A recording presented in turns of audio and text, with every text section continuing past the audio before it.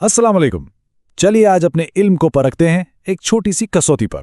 ये सिर्फ कुछ नया जानने के बारे में नहीं है, बल्कि ये देखने के बारे में है कि हम जो पहले से जानते हैं वो कितना पक्का है। तो हो जाइए तैयार, क्योंकि हम कुछ बहुत ही मजेदार सवालों की दुनिया में जा रहे हैं। तो फिर क्या सब तैयार हैं इस चैलेंज के लिए?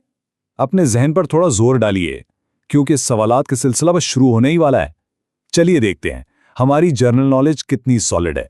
हमारा पहला राउंड हमें सीधा ले चलता है हिंदुस्तान, एक ऐसी सरजमीन जो तारीख, कल्चर और रंगों से भरी हुई है। चलिए इस शानदार मुल्क के बारे में अपनी मालूमात को कुछ बुनियादी सवालों से टेस्ट करते हैं। शुरू करें। अच्छा जी, तो पहला सवाल ये रहा, हिंदुस्तान का दारुल हुकूमत क्या है?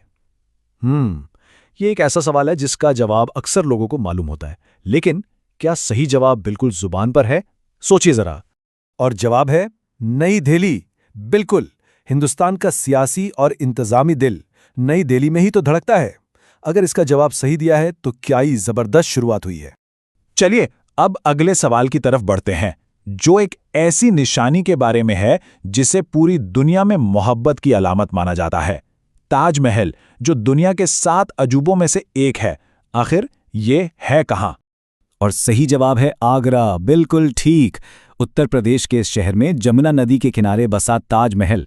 इसकी खूबसूरती हर साल लाखों लोगों को अपनी तरफ खींचती है। वाकई क्या कमाल की जगह है।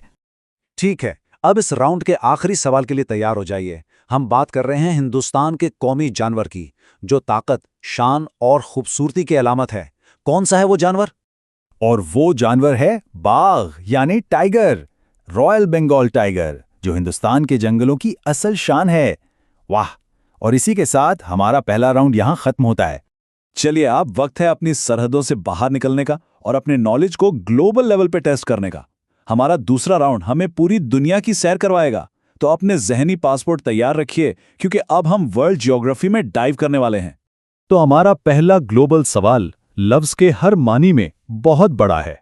दुनिया का सबसे बड़ा समंदर कौन सा है? थोड़ा अंदाजा लगाइए। ये इतना बड़ा है कि हमारी जमीन का करीबन 1/3 हिस्सा उसने घेर रखा है। याद आया उसका नाम? अगर जहन में बहरुल काहिल यानी पैसिफिक ओशन आया है तो जवाब बिल्कुल दुरुस्त है। ये सिर्फ सबसे बड़ा ही नहीं बल्कि मरियाना ट्रेंच की वजह से सबसे गहरा भी है। वाकई हमारे प्लेनेट का एक बहुत ही बड़ा हिस्सा है ये। चलिए अब समंदर की गहराइयों से निकलकर आसमान की बुलंदियों का सफर करते हैं। सवाल यह है कि दुनिया का सबसे ऊंचा पहाड़ कौन सा है?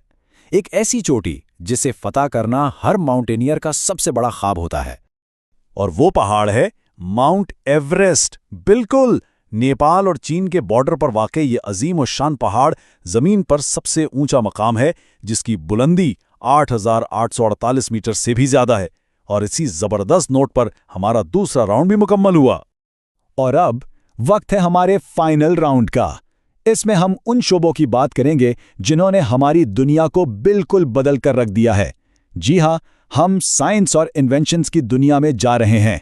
तो कुछ माइंड बॉगलिंग सवालों के लिए तैयार हो जाइए। शुरुआत करते हैं एक ऐसी चीज से जिसके बगैर जिंदगी का तसव्वुर भी मुमकिन नहीं। सवाल है, पानी का केमिकल फॉर्मूला क्या है? ये वो फॉर्मूला है जो हर साइंस स्टूडेंट को रट्टा होता है, लेकिन क्या ये अब भी याद है? बिल्कुल सही, यह है H2O, 2 हाइड्रोजन एटम और 1 ऑक्सीजन एटम। बस इन्हीं से मिलकर बनता है वो मॉलिक्यूल जो हमारे प्लैनेट पर जिंदगी को मुमकिन बनाता है। कितना सिंपल है, लेकिन कितना गहरा। अच्छा, अब जरा अपने अंदर झांक कर देखते हैं, एक बालिग इंसानी जिस्म में टोटल कितनी हड्डियां होती हैं? वो ढांचा जो हम सबको सपोर्ट करता है। और वो मैजिक नंबर है 206, 206। और एक दिलचस्प बात बताऊं, बच्चे इससे भी ज्यादा हड्डियों के साथ पैदा होते हैं जो वक्त के साथ जुड़ जाती हैं। तो हाँ, 206 हड्डियां हैं जो हमें सहारा देती हैं और चलने फिरने में मदद करती हैं। और अब वक्त है इस चैलेंज के बिल्कुल आखिरी सवाल का। ये उस इजाद के बारे में है जिसने हमारी जिंदगी में इनकलाब बर्पा कर दिया। सवाल ये है, कंप्यूटर का मोजिद कौन था? वो ज़हीन शख्स जिसने इस सब की बुनियाद रखी। और वो विजनरी शख्सियत थीं चार्ल्स बेबेज। उन्हें बिल्कुल एजाज के साथ फादर ऑफ द कंप्यूटर भी कहा जाता है, क्योंकि उनकी 19वीं सदी के एनालिटिकल इंजन के कंसेप्ट ने ही आज के मॉडर्न कंप्यूटर्स के लिए रास्ता बनाया था। और इसी के साथ हमारी ये ज्ञान की कसौटी यहाँ पर ख़त्म होती है। उम्मीद है इस सफ़र में सबको मज़ा आया होगा। लेकिन जाते जाते एक बात याद रखिएगा, जैसा कि इस कॉल में कहा गया है, इल्म का सबसे बड़ा दुश्मन जहालत नहीं बल्कि इल्म का वहम है। तो हमेशा सीखते रहिए, सवाल करते रहिए और अपने नॉलेज को बढ़ाते रहिए।